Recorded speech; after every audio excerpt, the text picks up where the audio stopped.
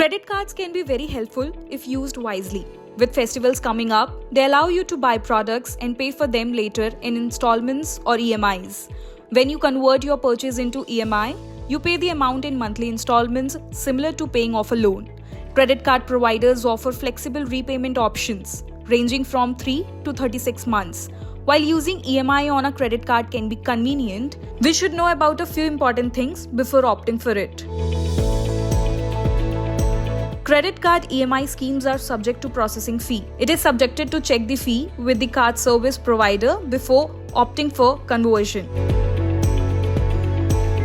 Apart from the processing fee, your credit card service provider will also charge interest on the amount that is to be converted in the EMI. Many e-commerce platforms also offer zero-cost EMI, wherein you don't have to pay any additional or extra amount. Always check the available credit in the card before payment or converting your transaction in EMI. In case there is no enough credit available, the EMI request can be rejected. If you are converting a transaction in EMI, then the outstanding amount will be blocked by the card company. As you pay EMIs, the blocked amount will be released and added to your credit balance. This way, the total credit balance will start increasing. In case you want to foreclose, then a charge plus GST will be levied.